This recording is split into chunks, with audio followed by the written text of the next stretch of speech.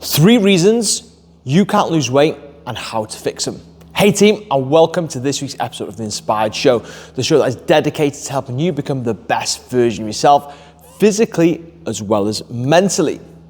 If you've not subscribed to our channel yet, please make sure you do, because we post content every single week, helping you become the best version of yourself. And don't forget, in the captions down below, there is access to all our social media pages where we post content every single day, plus access to our exclusive community that has everything that you need to get into the best shape possible at a really affordable monthly package.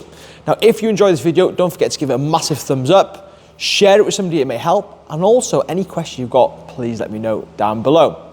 So this week's episode is about the 3 reasons why you cannot lose weight, but more importantly, how to fix it. And if you address each one of these 3 reasons, I guarantee you, not only will you see weight loss results, but you'll be able to manage it long term and keep the weight off as well. So the first one is the all or nothing mentality. This is a common issue that a lot of people struggle with. We all start well on a Monday. We eat really well, we get some steps done, we hit the gym, we're drinking our water, we're cutting out the alcohol, we're cutting out the chocolates, we're cutting out the crisps, and things are going well for a couple of days. And after that, it becomes very much overwhelming, which means we start to slip up. And because we start to slip up, we feel guilty about slipping up, we feel we'll let ourselves down, and we totally go off the rails and revert back to old habits or rituals, ultimately leaving us stuck. This is called the all or nothing mentality, where we go all in, but we can't maintain it. We're either really, really good or we're really bad. Now, unless we overcome this frame of mind, we're always going to struggle with losing weight.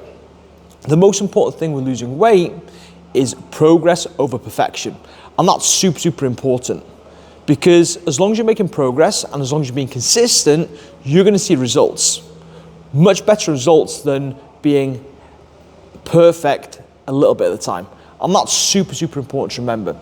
So how can we get out of this mindset? Well, the first thing I would recommend, instead of trying to change everything at once, which you know you cannot do because you've tried it many times before only to fail, is just start working on 1 to 2 things initially.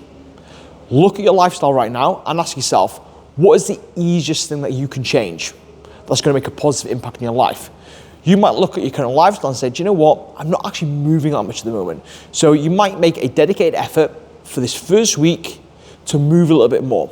It could be going out for a half an hour walk every single day. If you find that too hard, make it a 20-minute walk. If you find that too hard, make it a 10-minute walk. But just start off with one thing that you can start building momentum in. Once you can start building momentum in that, you start to celebrate that.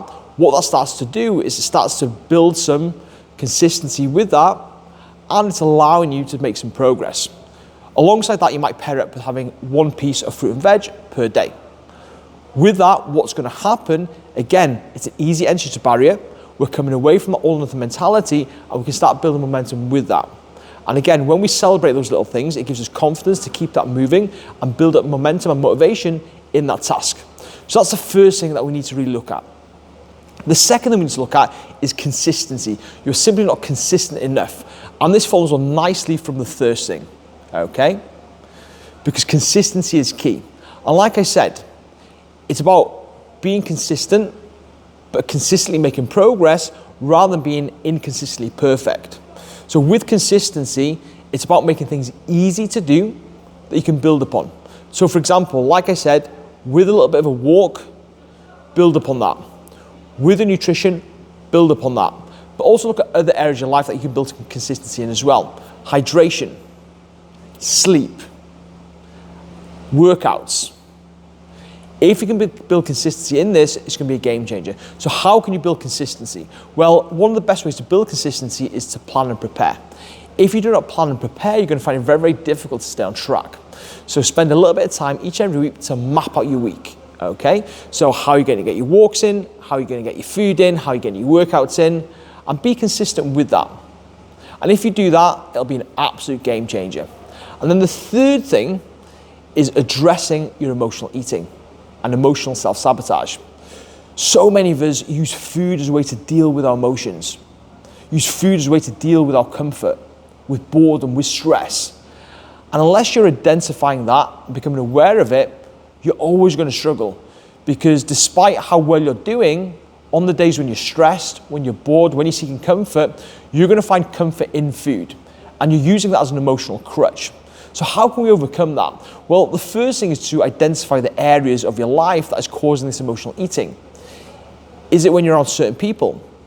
Is it when you're in a certain environment? Is it when you're bored? Is it when you're stressed? Is it when you're tired?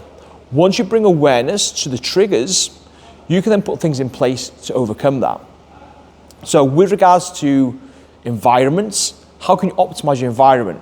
So if it's when you're in the kitchen, how can you optimize the environment to ensure you don't emotionally eat? So for example, could you keep things out of sight, out of mind? Could you not buy the things in to begin with?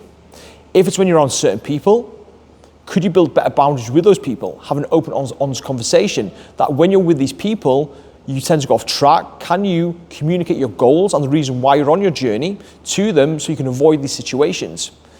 If it's when it's stress, like what areas of your life are causing you stress?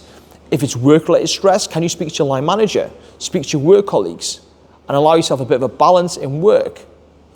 If it's when you have an argument with your partner, can you communicate to your partner that when you argue, how this is making you feel, the impact it's having, and can you have better communication with your partner? They're the first steps. The second steps are to have better coping mechanisms. So when you are bored, when you are stressed, when you are in certain environments, what can you be doing? And a great way to do that is have a self-care menu. This is where you can look at your menu and pick things that you can chop and change as and when you need to, whether it's taking yourself out of a situation, reading a book, some self-care, whatever it may be. But if you start focusing on these self-care things on a regular basis, it's going to reduce the stress and in turn reduce the need for emotional eating. Now, I guarantee you, if you address these three key issues, the all-in mindset, consistency, and emotional eating, you'll see much better results going forward. Now, if you've got any more questions on these topics, please pop them down below and I'll get back to you as soon as I can. Don't forget to give this a big thumbs up if you enjoyed it. Share it with somebody that may benefit as well.